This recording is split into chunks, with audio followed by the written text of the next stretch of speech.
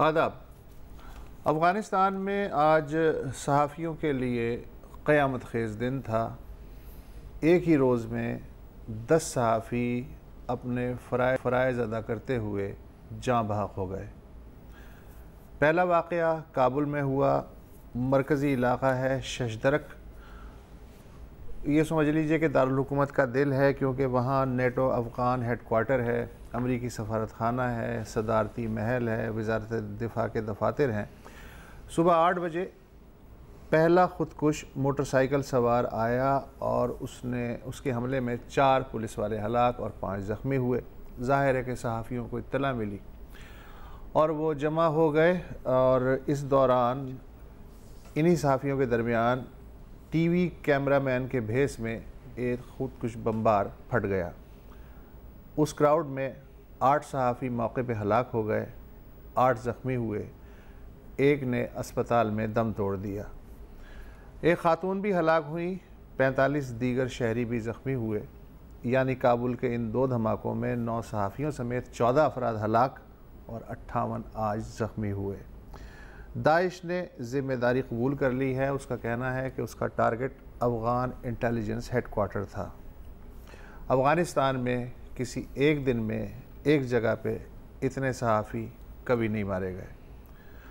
ہلاک ہونے والوں میں اے ایف پی کا چیف فوٹوگرافر شاہ مرائی، ریڈیو فری یورپ کے 2 رپورٹر محرم دراز اور عبادت اللہ خان زئی، طلوع نیوز جو کہ مقامی چینل ہے اس کے کیمرہ مین یار محمد توخی، آئی ٹی وی کے رپورٹر غازی رسول اور کیمرہ مین نوروز علی خاموش، مشال ٹی وی کے رپورٹر علی سلیمی اور سلیم تلاش، اور آر این ایف کے کیمرہ مین سبون کاکڑ شامل ہیں۔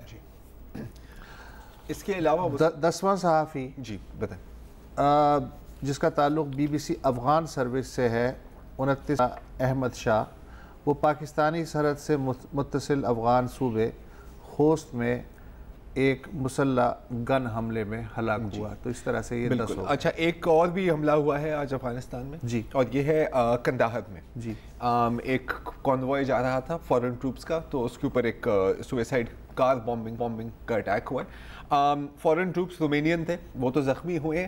11 بچے مدرسے کے قریب ایک مدرسے مارے گئے ہیں۔ آپ کو یاد ہوگا کہ کچھ دیر پہلے بھی بامبنگ میں ایسا ہی ہوا تھا۔ جہاں تک کابل کے حملے کی بات ہے تو بالکل 2 جنریشنز جرنلسٹ کے وائپ آؤٹ ہوئے ہیں، بائی دا وے، سینئرز اور جونیئرز ساتھ ساتھ۔ حملے کی جو ٹیکنیک ہے وہ کلاسک ڈبل ٹیپ کہتے ہیں آپ اسے، جیسے کوئٹہ میں ہوا تھا، اور بہت اس طرح کی بالکل جیسے کوئٹہ میں ہوا تھا، اور مقصد یہ ہوتا ہے کہ آپ ریسپونڈرز کو ٹارگٹ کریں۔ جہاں تک یہ کیمرہ مین کی بھیس میں تو مجھے احمد شاہ مسعود یاد آ رہا ہے۔ آپ کو یاد ہوگا کہ میرے خیال 11 سپٹمبر کے حملوں سے کچھ ہفتے یا کچھ 3 دن پہ 9 ستمبر لائک کلاک ورک اس کو اٹیک کیا گیا تھا، اور پھر 9/11 ٹک پلیس۔ اچھا، داعش، اب اس میں ایک انٹرسٹنگ بات ہے کہ اگر آپ نام سنیں داعش کے جو سوئسائڈ بمبر جو داعش کلیم کر رہا ہے کہ ہمارے ہیں، تو پہلا جو نام ہے وہ ہے کاکا الکردی، اور اگر آپ تصویر بھی دیکھیں تو شکل سے لگتا ہے سلائٹلی کردش اوریجن۔ تو ان کو سلیکٹ کرنا بھی، کردش سوئسائڈ بمبر، آپ کو افغان سوئسائڈ بمبر بھی مل سکتا تھا، سلیکٹنگ اے کردش سوئسائڈ بمبر داعش کی طرف سے از اے شو آف اسٹرینتھ کہ جی ہم ایک انٹرنیشنل نیٹ ورک ہیں، آپ ہمارے سے مقابلہ نہیں کر سکتے۔ یہ ایک اس میں ایک پوائنٹ ہے۔ لیکن یہ تو چلے اپنی بات ہیومن کاسٹ پر اگر ہم بات کریں، آج Shah Marai chief photographer A F P, driver ہوتا تھا اے ایف پی کا، جی ہاں، وہاں سے اس نے کام شروع کیا اور کام سیکھتے سیکھتے ترقی کرتے ٹاپ ان کا فوٹوگرافر بنا۔ بلکہ آج میں اس کے کام دیکھ رہا تھا، اس کی جو فوٹوگرافی ہے، ہر ٹیررسٹ اٹیک اور کوئی کمی نہیں ہے اس کی، اس نے کوریج کی ہے۔ اور آج میں انٹرنیٹ پہ پڑھا تھا 2016 میں، ہاں، جب اس کی بیٹی پیدا ہوئی تھی، ہونے والی تھی، 6 بچے، اس کی 6ٹھی پیدا ہونے والی تھی، تو اس نے ایک بہت ہی ایک مضمون لکھا، بہت ہی خوبصورت، at the end of hope when hope is gone، ٹھیک ہے، اور اس میں پوری اپنی داستان بتائی کہ جی مطلب 2001 میں جب 9/11 کے حملے ہوئے، میں نہیں خیال تھا کہ افغانستان پہ حملہ ہوگا، لیکن پھر مجھے بتایا گیا کہ نہیں جی یہی ہونے والا ہے۔ یہ لے کے پھر بمباری ہوئی، ایک دم طالبان غائب ہو گئے اور ہمیں لگا کہ ہم ایک سنہری دور میں آ گئے ہیں۔ اور پھر اس نے کہا کہ لیکن آج میں دعا کرتا ہوں کہ کاش وہ دن واپس آ جائے کہ ہمارا شہر بہت خوبصورت ہے, جہاں پر چھوٹی گلیاں تھیں وہاں پر اب ایونیوز بن گئے ہیں, ریسٹورنٹس ہیں, دکانوں میں آپ کو سب کچھ مل سکتا ہے, لیکن امید کہیں نہیں ہے.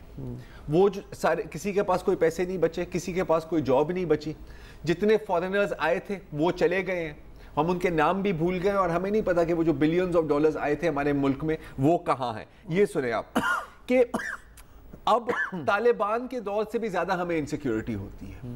پورے دن میں میرے 5 بچے ہیں, اس وقت چھٹا پیدا نہیں ہوا تھا, پورے دن میں ان کو اپنے گھر میں بند رکھتا ہوں, کیونکہ مجھے نہیں پتا کہ اگر میں واک پہ جا رہا ہوتا ہوں تو میں گاڑیوں کو دیکھ رہا ہوتا ہوں کہ کس میں بوم ہے, اگر کوئی سائڈ سے گزرا ہوتا ہے تو میں سوچتا ہوتا ہوں مجھے کب کوئی گولی مارے گا. اچھا, اینڈ آف ہوپ جو ہے نا, یہ صرف برائی کی یادداشت میں نہیں ہے, پورے افغانستان کا یہ پرابلم ہے اینڈ آف ہوپ. اب جیسے فروری میں جب اشرف غنی نے ایک پولیٹیکل پیکج کا اعلان کیا کہ ہم طالبان کو ایک سیاسی قوت کے طور پہ تسلیم کرنے کو تیار ہیں اور وہ قومی دھارے میں شریک ہو جائیں, تو اس وقت ہم یہ باتیں کر رہے تھے کہ یار اگر یہ آگے بڑھے تو ہو جائے گا. اچھا, وہ گلیمر آف ہوپ. اور اس کے فوراً بعد کابل میں ایک ایمبولینس پھٹتی ہے اور 100 سے زائد جو ارد گرد عام شہری, کوئی افغان رہنما نہیں ہے, کوئی نہیں, عام شہری وہ مارے جاتے ہیں. ابھی 1 ہفتے پہلے کابل میں رجسٹریشن سینٹر پہ ووٹر رجسٹریشن وہاں خودکش حملہ ہوتا ہے. 57 عام شہری جو ووٹ رجسٹر کروانے آئے تھے اکتوبر کے پارلیمانی الیکشن کے لیے وہ ہلاک ہوتے ہیں اور 119 زخمی ہوتے ہیں. اچھا, اب یہاں مجھ جیسا آدمی جو ہے وہ بڑا کنفیوز ہو جاتا ہے کہ ایک اعلیٰ آئیڈیالوجیکل جو ایک ٹارگٹ کوئی بھی اچیو کرنا چاہتا ہے, اس کے لیے یہ جو راستہ جو کہ عام آدمیوں کی, عام بچوں کی لاشوں سے پٹا ہوا ہے, اس سے گزر کے آپ کیسے کوئی اعلیٰ مقصد حاصل یار اب یہ تو دیکھیں, اب بنیادی سوال تو ہے کہ کیا آپ کوئی اعلیٰ مقصد حاصل کرنا بھی چاہتے ہیں؟ وہ تو کنوینس نہیں, وہ تو بولنے کی باتیں ہیں نا سر. what you say and what you do تو 2 ڈفرنٹ چیزیں ہیں. اور اب تو دیکھیں, اب ایک زمانہ تھا کہ بالکل بام بلاسٹ ہوتا تھا, آپ کہتے تھے کہ جی 100% یہ طالبانی ہوں گے, یا ہو سکتا ہے کسی کیس میں کوئی نہ کوئی ایجنسی آپریٹ کر رہی ہے اور ہزاروں ہیں وہاں پر. اب تو آپ کو یہ بھی نہیں پتا طالبان کون ہے, داعش کون ہے. اگر ریاکشن دیکھا ایک اٹیک کا تو ہو سکتا ہے کہ آپ اون نہ کریں کہ یار یہ تو مطلب ہم تو کچھ اور کرنا چاہ رہے تھے, یہاں تو شہری مر گئے, کہہ دو داعش ہے. آج کے دن میں طالبان خاموش ہیں, آج کے دن میں طالبان خاموش ہیں, داعش نے رسپانسبلٹی لے لی. جی مبشر. اور 2016 میں آپ کو یاد ہوگا کہ طلوع ٹی وی کے ہی 7 صحافیوں کو نشانہ بنایا تھا. اس وقت طالبان نے یہ ذمہ داری قبول کی تھی اور کہا تھا کہ ہاں ہم نے جو ہے جرنلسٹوں کو مارا ہے. تو ظاہر ہے یہ کیونکہ اس سے بڑا واقعہ ہے جو آج ہوا ہے, تو صحافیوں کا جو وہاں کام کرنا ہے وہ ظاہر ہے بہت, اور صحافی نہیں ساتھ ہی جو ریسکیو ورکرز ہیں, کیونکہ سارے اس میں جتنے بھی آج جاں بحق ہوئے ہیں اس میں یا تو صحافی ہیں یا ریسکیو ورکرز ہیں. تو وہی سافٹ ٹارگٹ والی بات ہے کہ جتنا زیادہ آپ خوف پھیلا سکتے ہیں آپ پھیلا دیں. آج میں دیکھ رہا تھا کہ صحافیوں کا اوپر شاید یہ سب سے بڑا اٹیک ہو, لیکن 2009 میں فلپینز میں ایک ہی دن میں جو ہے 29 صحافیوں کو قتل کیا گیا تھا. تو وہ ابھی تک وہ سب سے بڑا واقعہ ہے, لیکن اس خطے میں میرے خیال میں جتنے زیادہ صحافی ٹارگٹ ہوئے ہیں آج تک کسی اور شاید خطے میں نہ ہوئے ہوں. مڈل ایسٹ میں ہو سکتا ہے, کولمبیا. اب دیکھیں, اب اس میں نا یہ بھی ہے کہ دیکھیں صحافی کو یہ نہیں ہے کہ صحافی کو کون ٹارگٹ کرنا چاہتا ہے. افغانستان کی میں بات کر رہا ہوں, کون نہیں کرنا چاہتا. طالبان کے انٹرسٹ میں نہیں ہے, داعش کی تو انٹرسٹ میں کوئی بھی نہیں ہے, حکومت بھی نہیں چاہتی کہ اچھی کہ پراپر رپورٹنگ ہو, نہ ہی جو آپ کے جو ریجنل وارلارڈز ہیں وہ چاہتے ہیں کہ جو حقیقت ہے وہ کسی کے سامنے آئے. تو یہ کریں تو کیا کریں. اب دیکھیں, کچھ چند لوگ ہی ہوتے ہیں جو جب ایک بام پھٹتا ہے وہ بام وہاں سے بھاگتے نہیں ہیں, وہاں اس کی طرف بھاگتے ہیں. ایک ہوتے ہیں آپ کے جرنلسٹ, پھر آپ کی سیکیورٹی فورسز اور آپ کی ریسکیو سروسز. اچھا, ایک اور چیز ان کو سب کو ٹارگٹ کرنا ہے کہ جیسے ٹھیک ہے مبشر نے کہا نا کہ یہ اس کا مقصد خوف و ہراس پھیلانا ہے. بھائی خوف و ہراس پھیلے گا نا, میں ڈر جاؤں گا, تم ڈر جاؤ گے. جن کو ساتھ تمہارا مسئلہ ہے وہ کتنے خوفزدہ ہوتے ہیں, ان کو کوئی فرق بھی پڑتا ہے, ان کو کوئی فرق پڑتا ہے, اس لیے کہ یہ تو گھاس پھوس کولیٹرل ڈیمیج ہے. نہیں دیکھیں, اب یہ دیکھیں, نہ آپ سمجھ سکتے ہیں, نہ میں سمجھ سکتا ہوں, نہ ہم کسی کو سمجھا سکتے ہیں. کیونکہ میرا خیال ہے اب جو صورتحال ہے وہاں پر, ہاں, کہ قاتل کو نہیں پتا کہ میں کیوں مار رہا ہوں, اور مقتول کو بھی نہیں پتا کہ میں کیوں مارا جا رہا ہوں. اس کو کہتے ہیں ایکچوئل اینارکی اینڈ کیوس. یہ اس کی شکل ہے. اب دیکھیں طالبان کی بات ہے, جتنے بھی بنے ہیں, ایک آخری بات, لوکل موومنٹ ہے, پاور میں رہے ہیں, ہو سکتا ہے کہ کسی لیول پر اس کی کسی گروپ کے ساتھ آپ نیگوشیٹ بھی کر سکتے ہیں. داعش کے ساتھ کر سکتے ہیں کیا؟ ہاں یہ بھی ہے, یہ بھی ہے. جی مبشر. میں صرف ایک وہ جس خاتون کا ذکر ہوا ہے, خاتون صحافی کا جو اس میں جہاں باق ہوئی ہیں, محرم ان کا نام ہے, شی واز ینگ, اور 1 ہفتہ ہوا تھا انہیں صحافت جوائن کیے ہوئے آزادی ٹی وی کے لیے. اور ان کی سٹوری ابھی میں پڑھ رہا تھا کہ وہ جب پہلا دھماکہ ہوا وہ وہاں سے گزر رہی تھی, تو انہیں بحیثیت ایک عام شہری کے مدد کرنے کے لیے اپنی گاڑی روکی اور وہ اندر آئیں, اور انہوں نے کہا میں شاید مدد کر سکوں, لیکن اگلا جو حملہ ہوا اس میں وہ بھی نشانہ بن گیا. پچھلا جو حملہ ہوا تھا ووٹر رجسٹریشن سینٹر میں, اس طرح کی بھی ایک سٹوری ہے. میں پڑھ رہا تھا کہ ایک افغان ریسلر ہے, اب تو وہ ریٹائر ہو گئے لیکن ظاہر طاقتور ہیں, تو جب بھی کوئی حملہ ہوتا تھا وہ جاتا تھا, وہ کہتا تھا کہ یار میں اپنے اتنے میرے مضبوط کندھے ہیں, اتنے میں اسٹرینتھ ہے کہ میں 2 لوگوں کو اٹھا کے لے جا سکتا ہوں. ووٹر رجسٹریشن والے حملے میں وہ خود بھی جاں بحق. کچھ نہیں کہہ سکتے. بریک.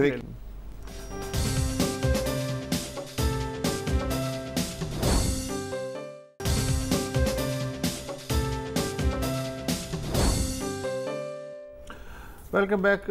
کوئٹہ میں برسوں سے ہزارہ نسل کشی کی جو سیریز جاری ہے, اس کا جو تازہ ایپیسوڈ ہے, پچھلے ہفتے کچھ اور ہلاکتیں ہوئیں, اس سے پہلے 2 ہفتے تک ہزارہ لوگ پچھلی ہلاکتوں کے بیک لاگ کے چکر میں دھرنا دیے بیٹھے رہے, کسی نے نہیں سنی. لیکن اب چونکہ وہاں بھوک ہڑتال کا سلسلہ شروع ہو گیا ہے, خبریں بننی شروع ہو گئی ہیں, میڈیا نے مزید بدتمیزی شروع کر دی ہے, تو تھوڑے سے سرکاری لوگ بھی حرکت میں آئے ہیں. وزیر داخلہ احسن اقبال سنا ہے کہ پہنچے ہیں وہاں. انہوں نے ہزارہ کیمپ میں, بھوک ہڑتالی کیمپ میں جا کے بھوک ہڑتالیوں سے اظہار یکجہتی بھی کیا ہے, اور یقین دلایا ہے کہ اب حکومت آپ کی زبردست قسم کی حفاظت کرے گی. اس کے علاوہ بلوچستان نیشنل پارٹی نے, اچھی بات ہے کہ بھوک ہڑتالی کیمپ کے قریب ہی اظہار یکجہتی کا کیمپ بھی لگایا ہے. عمران خان نے بھی بالآخر ایک ٹویٹ میں ان سے اظہار یکجہتی کیا ہے. اچھا وسط صاحب ایک بات میں جیسے بھوک ہڑتال کا مسئلہ نہیں ہے, ہاں یہ جو کوئٹہ میں جو پروٹیسٹ ہوئی ہیں, انہوں نے ویسٹرن بائی پاس کو بلاک کر دیا تھا. ہاں اگر آپ مطلب ظاہر ہے وہ ایکٹیویٹی پورے کوئٹہ میں نہیں, مطلب میں صرف اس لیے کہہ رہا ہوں کیونکہ جب تک روڈ بلاک نہیں ہوتے اس وقت ہمارے کان کھولتے ہیں, اس وقت ہمارے کان تک نہیں پہنچتے نا یار. اچھا جو کوئٹہ پریس کلب کے سامنے جو بھوک ہڑتال ہے اس میں کئی خواتین ہیں, ان میں ایک سرکردہ نام ہے سیاسی سماجی کارکن جلیلہ حیدر ایڈوکیٹ کا. وہ پچھلے 3 دن سے وہاں بیٹھی ہوئی ہیں بغیر کھائے پیے, اور ان کو مختلف لوگ ان سے انٹرویو بھی لے رہے ہیں. بی بی سی کا انٹرویو دیتے انہوں نے کہا کہ اتنے دمبے ذبح نہیں ہوئے کوئٹہ میں جتنے ہزارہ قتل ہوئے ہیں. پھر انہوں نے سوال اٹھایا, ظاہر نیکٹا کہاں ہے, نیشنل ایکشن پلان کی خبر کہاں ہے, کوئٹہ سیف سٹی پروجیکٹ کا کیا ہوا, اور بھی انہوں نے آج اپنے ویڈیو پیغام میں اور بھی کچھ باتیں کی ہیں, سن لیجئے. میرا مطالبہ ہے کہ باجوہ صاحب کوئٹہ آئے, اور وہ ہمیں اور کچھ نہیں چاہیے. یہ امن نہیں دے سکتے ہیں, یہ ہماری جان کی گارنٹی نہیں دے سکتے. صرف آئے ہمارے 3000 بیواؤں اور 10,000 یتیموں کو یہ بتا دے کہ ان کے لوگ کیوں, ان کے شوہر, ان کے باپ کیوں مارے گئے. باجوہ صاحب 1 منٹ کے لیے اس بچے کی چیخ سنیں جس نے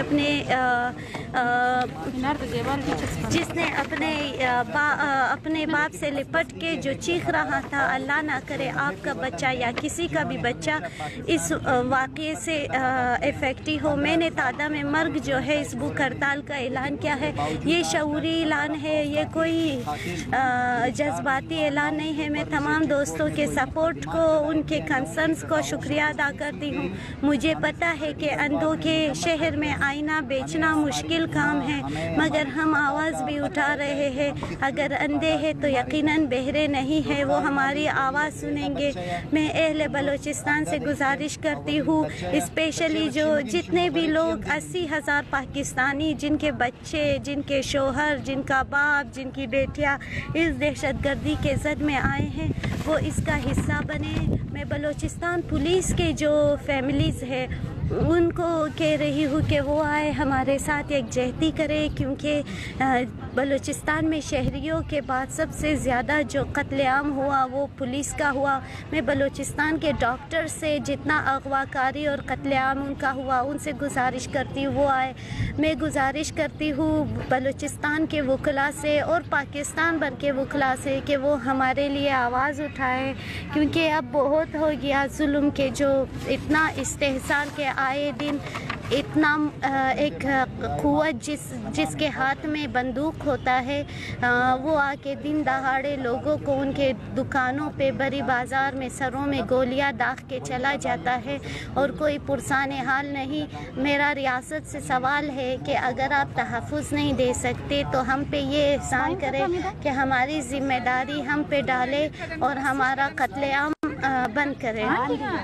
मैंने खादा में मर्ग बुखार शऊरी तौर पे किया है। मुझे पता है कि अगर मैं एहतजाज नहीं करूंगी तो किसी धमाके में मरूंगी, तो धमाकों में दहशतगर्दी से मरने से अच्छा है कि भूख हड़ताल करके अपने लोगों के लिए आवाज़ उठाए और खड़े हो जाए, आए हमारा साथ दे। ये पाकिस्तान, ये हम सब के बका का जी आपने सुना। और अगर आप सोच रहे हैं कि यार इतनी कंपोज्ड और इतनी मतलब तरीके से जी कंट्रोल्ड अंदाज में बात कर रही हैं कि इस तरह की हालत में आप क्या चीख नहीं रहे होते, आप ज़ारो कतार रो नहीं रहे होते, लेकिन एक वक्त आता है जब आपके आंसू सूख जाते हैं, जब चीख चीख कर आपका गला भी बैठ जाता है, ब्लैंक स्लेट हो जाता है, इमोशनलेस हो जाते हैं। वही है। और जिस तरह ये अपील कर रही है ना कि मैं चाहूंगी कि पुलिस के वकला एंड सो ऑन, इसका मतलब है कि अभी तक वो आए नहीं है शायद, या कोई एज सच इज़हार यकजहती मीनिंगफुल आहिस्ता आहिस्ता आहिस्ता आहिस्ता आ रहे हैं। और जी मुबशर, बस एक मैं आपको क्लिप दिखाना चाह रहा हूँ। बलूचिस्तान के वजीर कानून जी आगा रजा साहब, उन्होंने भी एक अलग कैंप लगाया हुआ है बलूचिस्तान असेंबली के एकदम सामने। और आज और वो भी जाहिर है इसी चीज पर प्रोटेस्ट कर रहे हैं, हजारा किलिंग्स पर। किलिंग्स नहीं है जी, ये नस्ल कुशी है इन द राइट टर्म। सुन लेते हैं कि आगा रजा साहब का क्या कहना था। पिछले 2 दहाइयों से हमारी जो नस्ल कुशी जारी है उसके खिलाफ मेरा ये धरना जारी रहेगा उस वक्त तक जब तक कि हमें जीने का हक नहीं दिया जाता। हम पाकिस्तान में रहते हुए पाकिस्तानी रियासती इदारों से अपना जीने का हक मांगते हैं। हम उनसे सिर्फ इतना मुतालबा करते हैं कि हमारे कातिलों को पकड़ा जाए, उनको इंसाफ के कटहरे में लाया जाए, उनकी सरपरस्ती करने वालों को फिलफौर गिरफ्तार किया जाए, उनकी सरकुबी की जाए, और सिर्फ कोयटा में ही नहीं पूरे बलूचिस्तान और पूरे पाकिस्तान में 22 करोड़ मजलूम पाकिस्तानी अवाम को निजात दिलाई जाए दहशतगर्दी के फरियत से। जी हमारे क्या मुतालबात होते हैं वो सर? आप अक्सर मुख्तलिफ पाकिस्तान की मुख्तलिफ जगहों से मुतालबात सुनते हैं ना कि आज ही पानी नहीं है, बिजली नहीं है, रोड सही नहीं है, स्कूल नहीं है, जिंदगी मांग रहे हैं, हमारी डिस्पेंसरी में लेडी डॉक्टर नहीं है, ये जिंदगी मांग रहे हैं। इससे ज्यादा बुनियादी कोई अपील हो नहीं सकती। और आगा रजा साहब ने जो बात अभी लफ्ज इस्तेमाल किया ना, किलिंग नहीं, नस्ल कुशी जी, ये काफी कंट्रोवर्शियल रहा है हमारे यहाँ, बिकॉज जब लोग हैशटैग यूज करते हैं हजारा जेनोसाइड, लोग कहते हैं नहीं नहीं नहीं जी जेनोसाइड तो नहीं है, बाकी लोग भी माने जाते हैं। जेनोसाइड या नस्ल कुशी होती क्या है कि आप किसी कौम या किसी कौमियत को, एथनिक ग्रुप या रिलीजियस हो जो भी, कंप्लीटली एलिमिनेट कर दे। एक ऑर्गेनाइजेशन है हजारा organisation for piece and equality, उन्होंने अपनी वेबसाइट पर, और इत्तेफाक से ये वेबसाइट पाकिस्तान में ब्लॉक्ड है, अल्लाह जानता है क्यों, एक मैप अपलोड किया। अगर वो हम मैप चला दे स्क्रीन पर कि 1999 से अब तक लेकर कितने हमले हुए हैं हजारा बरादरी पर, और अगर ये मैप आप देख रहे हैं तो इसके अंदर डिफरेंट किस्म के लेजेंड्स हैं, ठीक है। जहां आग है उसका मतलब है मैस कैजुअलिटी, ठीक है। जहां रेड है उसका मतलब है टारगेटेड, येलो का मतलब है कि लोग मरे हैं लेकिन हमें भी पता नहीं है कहां, और फिर ब्लू मतलब इतने किस्म के हमले हैं कि हर हमले की एक कैटेगरी बनी हुई है। हाँ 6 से 7 लाख पूरी कुल आबादी है ज्यादातर क्वेटा में। 1999 से लेके कम से कम 1500 हजारा कत्ल किए गए हैं और तकरीबन 4000 के करीब जख्मी, कुछ शदीद जख्मी। जब हम जख्मी की बात करते हैं ये नहीं है कि जी मेरी उंगली कट गई, टांग उड़ गई, बाजू नहीं रहे, अंधे हो गए, नाबीना हो गए, and so on and so fourth. زیادہ سب سے زیادہ اٹیکس ہوئی تھی 2012 میں 61, اس سال اب تک 7. اور مجھے نہیں پتا کہ یہ لیٹسٹ اٹیک ان اعداد و شمار میں شامل ہوا ہے یا نہیں ہے. 2016 سے نا پیٹرن چینج ہوتا ہے, اب وہ خواتین کو بھی نہیں چھوڑتے, سنگل ویمن کو بھی وہ اٹیک کرتے ہیں. تو یہ جو میپ ہے نا, this is what genocide looks like. جی مبشر. زراعت تیسرے وزیر داخلہ ہیں یہ گزشتہ 10 سال میں جو صرف کوئٹہ اس لیے پہنچتے ہیں کہ ہزارہ برادری کسی طریقے سے دھرنا ختم کر دے.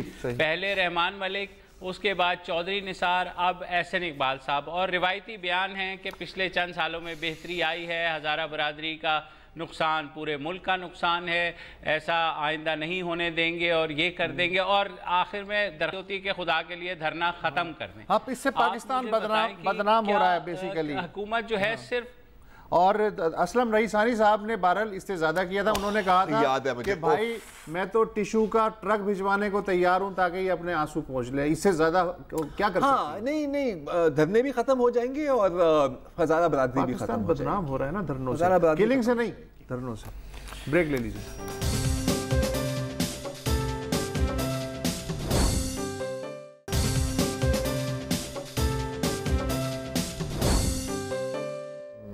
Welcome back. اب اتنی خوفناک خبروں کے بعد کچھ پازیٹیو بات ہی کر لیتے ہیں آج کے شو میں. گاڑیوں کا شوق کس کو نہیں ہے, جو افورڈ نہیں بھی کر سکتا کم از کم اس کو سپورٹس کار دیکھنے کا شوق تو ہے, چلانے کا شوق بھی ہے. مجھے بھی شوق ہے, انفارچونیٹلی میں تو سوئفٹ ہی چلاتا ہوں تو زیادہ اتنی ریچ نہیں ہے. اور جتنی تیز گاڑی ہو اتنی زیادہ اپیلنگ بھی ہوتی ہے, اور فارمولا 1 کار سے زیادہ تیز تو میرا خیال ہے کہ دنیا میں کوئی گاڑی نہیں ہوتی. اس وقت آپ نے دیکھے ہوں گے فارمولا 1 ریسنگ. آپ کو کوئی شوق ہے؟ میں نے چلائی بھی ہے. آپ نے فارمولا 1 کار چلائی ہے, اب فٹ آئے ہیں اس کے اندر؟ مطلب پھر میری آنکھ کھل گئی. اب چل, میرے ساتھ اکثر ایسا ہوا ہے, لیکن اس کی ڈیٹیل میں ہم آج نہیں جائیں گے کیونکہ پیمرا دیکھ رہا ہے. ہر سال دنیا بھر میں مختلف ممالک میں ایک کمپٹیشن ہوتی ہے فارمولا 1 کارز کے بنانے کی, فرام این انجینئرنگ ایسپیکٹ, اور یوزلی اس کے اندر اسٹوڈنٹ ٹیمز پوری دنیا سے اس میں شرکت کرتے ہیں. اس سال بھی حسب معمول کینیڈا میں فارمولا نارتھ کے نام سے ایک کمپٹیشن ہو رہی ہے, اور آپ کو خوشخبری سناتے ہیں کہ پاکستان سے ایک ٹیم اس میں شرکت کرے گی. یہ ہے NED ریسرز. میں آپ کا تعارف کر دیتا ہوں. آپ کل 9 لوگ ہیں, ان میں سے صرف ہم 2 لوگ یہاں پر فٹ کر سکتے ہیں, اتنا بڑا سیٹ نہیں ہے ہمارے پاس. اور آپ ہیں اور آپ کا نام رامز. میں آپ کو بیچ میں رمیز کہہ دوں گا, مائنڈ نہ کرنا. رامز مسرور. تو پہلے تو بتائیں کہ اس کمپٹیشن میں ایگزیکٹلی آپ کو دکھانا کیا ہے, اور ابھی آپ کیا کر رہے ہیں اس کے بارے میں؟ بیسکلی اس کمپٹیشن کا جو پرپز ہے وہ یہ ہے کہ آپ ایک ہائپوتھیٹیکل کمپنی ہے, وہ سیٹ اپ کرو گے تو 1000 یونٹس آپ کو سال کے پروڈیوس کرنا ہے, گاڑیاں. تو آپ ایک پروٹوٹائپ بناتے ہو جس میں آپ کا بزنس ماڈل, ساری انجینئرنگ اسکلز اس ایک پروٹوٹائپ کے اراؤنڈ ریوالو کرتی ہے. تو پرفارمنس وائز وہ کتنا ایفیشینٹ ہے, اس کا ڈیزائن, اس کا آپ کا بزنس کیس. تو ہر جو یونیورسٹی دنیا بھر سے پارٹیسپیٹ کرے اس ایونٹ میں, تو اس کو یہ ساری چیزوں پہ جج کیا جاتا ہے. بیسکلی اس کمپٹیشن کا جو اس کو کہیں گے دار و مدار وہ یہی ہے. وہ یہ ہے. تو اب آپ کے علاوہ کتنی ٹیمز کمپیٹ کر رہی ہیں, کہاں سے؟ پورے فارمولا نارتھ کے اندر اراؤنڈ 30 ٹیمز ہیں, جس میں مینلی کینیڈا کی ٹیمز ہیں, اور انٹرنیشنلی US سے کافی ٹیمز آ رہی ہیں. یونیورسٹی آف واٹرلو ہے, یونیورسٹی آف میشیگن ہے. الحمدللہ جب ہم نے رجسٹر کیا تھا تو ہمارے ٹیکنیکل کے لوگ اتنے اچھے تھے کہ ہم جب رجسٹر کیا تو ہمارا نمبر 1 پہ نام تھا. ابھی ہماری نمبر 1 ٹیم ہے ان کی ویب سائٹ کے اوپر, NED یونیورسٹی کی.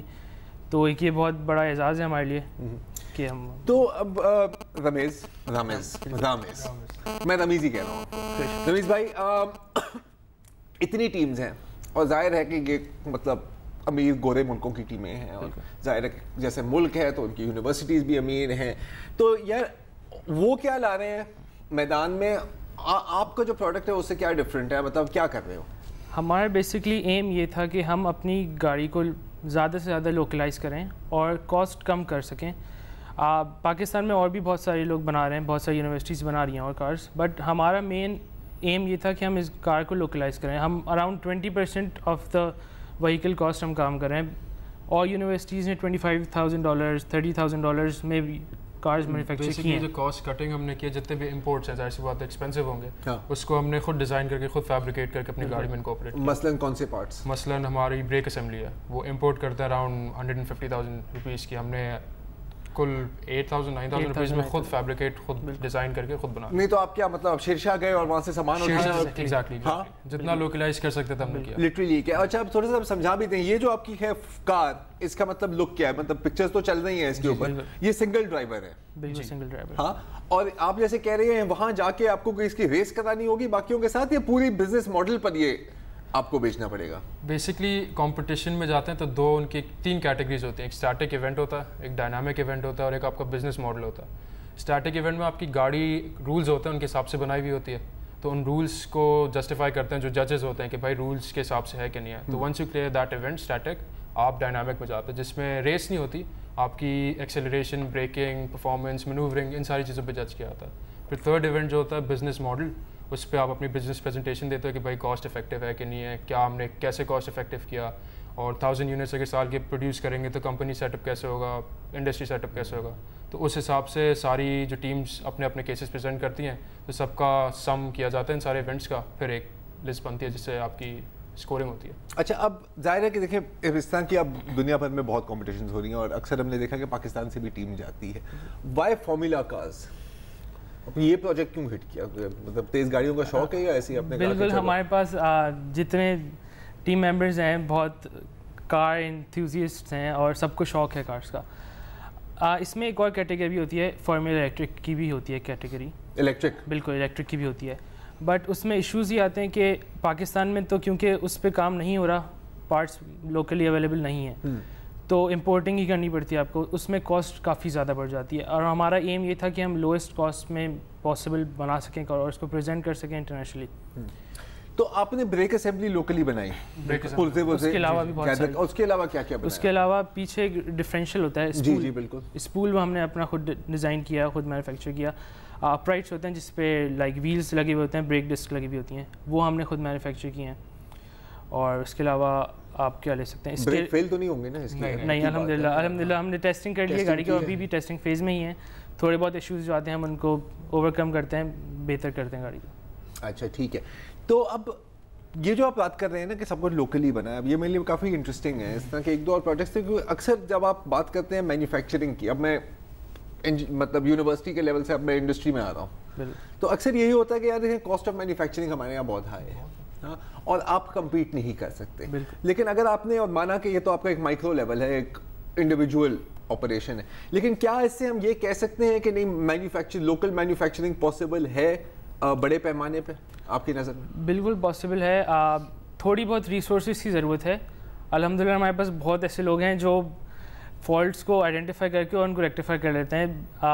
ہمارے پاس وہاں انجینئرنگ اپنی ورک شاپ پہ ایسے لوگ تھے جو ہمیں کبھی ایشوز سمجھ نہیں آتے تھے کہ ہم کیا کریں, مگر وہ ٹیکنیشینز ہی تھے بیسکلی, انہوں نے پڑھا لکھا نہیں تھا, مگر ان کو اتنا کام آتا تھا کہ وہ ہماری جو بھی پرابلم آتی تھی وہ سالو کر لیتے تھے. یہ آپ بات کر رہے ہیں جو بازار میں جن کو میکینک استاد کی بات, جو جگاڑ پہ چلتا ہے بیسکلی, جگاڑ پہ چل رہا ہے, لیکن نالج وہ ہے, نالج اور آئیڈیاز ان کے پاس. اچھا ایک چیز میں جاننا چاہ رہا ہوں, آپ نے یہ جو گاڑی ہے یہ مینوفیکچر کی ہے یا اسمبل کی ہے؟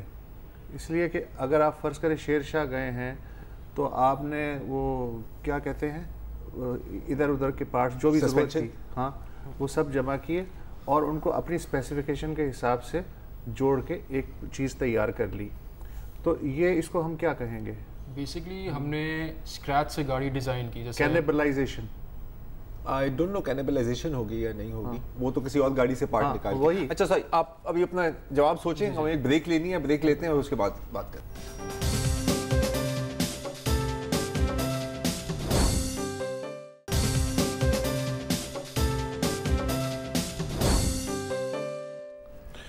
Welcome back. جیسا کہ آپ جانتے ہیں ہمارے ساتھ 2 ینگ پاکستانی انجینئر ایک مقابلے کے لیے فارمولا 1 ریسنگ کار اسمبل کرنے یا مینوفیکچر کرنے کی کوشش کر رہے ہیں, میثم عامر اور رامز مسرور. یہ آپ اسمبل کر رہے ہیں کار یا مینوفیکچر کر رہے ہیں؟ فرق ہے نا؟ اوبیسلی فرق ہے دونوں میں. ہم نے مینوفیکچر کی ہے پورے. اس کا جو انیشلی جو ڈیزائن تھا, اس پہ سافٹ ویئر پہ خود ڈیزائن کر کے, کیا اس پہ انالیسس کر کے, فورس انالیسس وغیرہ سارے سافٹ ویئرز یوز کر کے ہم نے ڈیزائن بنایا. اس ڈیزائن کے حساب سے ہم نے پھر پارٹس خود پرچیز کیے جن کو ہم نے خود मशीन करके फैब्रिकेट किया, जैसे इन्होंने मेंशन किया, मॉडिफाई किया उन्हें, मॉडिफाई नहीं किया, बेसिकली हमने उनको जैसे कहते हैं मशीनिंग के प्रोसेस से आप पार्ट्स बनाते हैं, तो अपराइट्स हो गया, हमारी ब्रेक असेंबली हो गई, कुछ पार्ट्स हैं जो जाहिर सी बात है हमें परचेज करने पड़ेंगे, जैसे engine, suspension, tyres, safety equipment जो आपको इंपोर्ट जाहिर सी बात है करवाना पड़ता है, रूल्स में है, इसलिए कि रेसिंग कार के तो इंजन्स भी बड़े आला हेवी वाले, वो तो यहाँ शेरशाह में तो नहीं मिलेगा। इसमें वैसे तो आप ये मैं जानना चाह रहे थे, इसमें कोई 3D प्रिंटिंग का कोई है काम आपका या नहीं? हाँ, इतना कष्ट करने की क्या जरूरत थी 3D प्रिंटिंग करना? बिल्कुल, हमारा गाड़ी छाप दो यार, क्या मसला है? हमारा आइडिया था, हम इनटेक मैनिफोल्ड जो होता है कार का, हम उसको 3D प्रिंट कराना चाह रहे थे, बट हमने उस पर वर्कअप किया था तो उसकी कॉस्ट थोड़ी हमारे बजट से आउट जा रही थी, तो हमने फिर वही किया, हमने शेरशाह गए, वहाँ से हमने पार्ट अपने हिसाब का, अपने वॉल्यूम का हिसाब, वॉल्यूम का जितने वॉल्यूम हमें चाहिए थी, तो हमने बेसिकली एक होंडा सिटी का इनटेक मैनिफोल्ड यूज़ किया हुआ है। अच्छा, तो कॉस्ट काफ़ी कम है और मतलब हमारा वो काम पूरा कर रहा है। सस्ती का नाम गाड़ी। एग्जैक्टली सही है। अब यार ये एक इंटरेस्टिंग बात है आपने पहले की थी, मैं उस पर वापस आना चाह रहा हूँ कि आपने देखा है कि यार जो उस्ताद ना, मैकेनिक, राजा मैकेनिक जो भी वो होते हैं यार, सब कुछ जानते हैं, लेकिन मतलब वो इंजीनियरिंग टर्म्स में आपको नहीं समझा सकते, लेकिन वो ऐसे मसले आइडेंटिफाई कर लेंगे जिनके बारे में आपने सोचा ही नहीं था, क्योंकि उनकी तो रोजी रोटी है ना, उनको तो पता है कि यार ये आवाज आ रही है तो इसका मतलब है कि सस्पेंशन में के तीसरे नट में कहीं ना कहीं लूज है। तो ये कभी यूनिवर्सिटी लेवल पर, मुझे पता है आप स्टूडेंट्स हैं, ये कभी सोचा है कि यार क्यों नहीं एकेडमिक और टेक्नीशियंस को एक प्लेटफॉर्म पे किसी तरह मिला दें ताकि बोथ कैन बेनिफिट? नहीं, जो बेसिकली उस्ताद वाला जो कल्चर है, बेसिकली जो आपके पास जैसे कहेंगे छोटे, उनको काम सब आता है, आप मसला बताएंगे आपको सॉल्यूशंस भी दे देंगे, लेकिन वही बात है जैसे आपने बोला, उनको जो हमें नॉलेज है उनको नॉलेज नहीं है। काफ़ी जगहों पे ऐसा होता है कि जो उस्ताद कल्चर वो तो है, लेकिन जो उस्ताद जो बेसिकली उसको सुपरवाइज कर रहा है वो उसको नॉलेज अपनी इम्पार्ट करता है कि भाई ये है तो ये क्यों है, इसके पीछे क्या रीज़न है। सही है। तो अगर जैसे ये होता है काफ़ी जगह, और अगर इस पर अगर इम्प्लीमेंट किया जाए तो अच्छी चीज़ है। ये इंटरेस्टिंग बात है। अच्छा, अब देखिए, अब जितना भी आपका कॉस्ट कम हुआ है, ठीक है, आपकी गाड़ी बढ़ी है, गाड़ी का साइज क्या होगा आपका? ये अराउंड 7 फीट लॉन्ग है। 7 फीट लॉन्ग, और वजन 260। और ये गाड़ी आपने पहुंचानी है कनाडा? हाँ, तो कैसे पहुंचाओगे यार? ये मतलब इसकी फंडिंग कहाँ से आएगी? इसकी फंडिंग हमारे कुछ स्पॉन्सर्स थे जो शुरू में, जिससे हमने कार मैन्युफैक्चरिंग कॉस्ट कंप्लीट हो गया, जिसमें general tyres, शेरानी engineering, brothers engineering, तो इन्होंने हमें थोड़ा सा मॉनेटरी सपोर्ट दिया था, जिससे हमने गाड़ी फैब्रिकेट कर ली। ठीक है, गाड़ी तो रेस रेडी है, लेकिन अभी तक ये नहीं पता चला कितने पैसे लग गए, कितने $7,000 में हमने गाड़ी फैब्रिकेट की। ठीक, और जो बाकी बना रहे हैं महंगी गाड़ियां, $25,000 से $40,000 तक उनका खर्चा होता है। ठीक ठाक। ये मुझे वो बायोनिक्स वाले याद आ रहे हैं। अच्छा, ये ले तो जाएंगे कनाडा, वापस भी लाएंगे या नहीं? पहले तो पहुंचाने की बात करते हैं ना। जैसे मैंने बताया, गाड़ी की फैब्रिकेशन कॉस्ट है हमारे पास, लेकिन जो फ्रेट है कनाडा पहुंचाना और वापस पाकिस्तान लाना, उसमें मतलब गाड़ी बन गई, गाड़ी बन गई, पहुंचाना अभी हमारे लिए जैसे कहेंगे हर्डल है, वो हम उसको कहाँ से फंडिंग ले रहे हैं? कहाँ से फंडिंग ले रहे हैं वो हम भी खुद तलाश कर रहे हैं। अच्छा, ये फंडिंग तलाश कर रहे हैं जी। अगर कोई या ये वालों एजाजी तौर पे पहुंचवा दो, लेकिन उनकी तो टोरंटो की फ्लाइट ही बंद हो गई। अगर ऊपर से जा रहे हैं तो वो पैराशूट से ड्रॉप भी कर सकते हैं। आई एम बच्चों पे क्या असर पड़ेगा? ठीक है, ठीक है, ठीक है। कोई और सवाल कर लो? नहीं, बस यही सवाल था मेरे पास। लेकिन एनीवे, आई मीन देखिए, अच्छा प्रोडक्ट है। अब मैं ये नहीं कह रहा कि मुस्तकबिल के इंजीनियर आप भी खरीदें, और आई मीन मैं कहूंगा कि मतलब वैसे टेक्निकली तो जब ये गाड़ी का काम खत्म हो जाए तो एज अ गिफ्ट हमें ही दे देना चाहिए यार। एक आइडिया, अगर और कोई गिफ्ट है आपके पास तो मैं देने के लिए तैयार हूं। मेरी जो विट्स है उसे फार्मूला 1 कार बना सकते हैं, उसके काफी पार्ट्स हम यूज कर सकते हैं अपनी फार्मूला 1 को, उसको भी बना सकते हैं। मैं अपनी गाड़ी से बॉस, आप फंडिंग कर सकते हो, फंडिंग नहीं कर सकते हो पुर्जे तो दे सकते हो ना यार। वो प्रोग्राम के बाद बताना कितने पैसे चाहिए। अच्छा, चलो सही है। इसी हमारी टीम की तरफ से एक token of T-shirt. Oh, thank you, it's a T-shirt. Thank you so much, thank you so much. Double XL I large है, ओके। बच्चों को दे देना वो सब, ठीक, ये टाकी के काम पे आएगा। देखिए, ये होता है, देखिए क्या दिन देखने पड़ते हैं। एक जमाने में हमें लिफाफे मिलते थे भरे हुए नोटों के साथ कड़क, और अब टी-शर्ट मिल रही है, लेकिन ना शुक्रा नहीं होना चाहिए जी, जो भी मिल रहा है। Wish you all the best, आप जीत के आइए। Thank you for the T-shirt. वो सारा जो है मॉडल आपका अप्रूव हो जाए, ताकि आप पाकिस्तान के पहले फार्मूला 1 कार मैन्युफैक्चरर बन सके। इससे ज्यादा दुआ में नहीं। और एक कस्टम मेड कार फिर जाहिर है चाहिए आदमी। नहीं यार, बॉस करना होता है यार। बहरहाल खुशी हुई आप लोगों से। जी बिल्कुल। तो आज इतना ही, इजाजत दीजिए, खुदा हाफिज।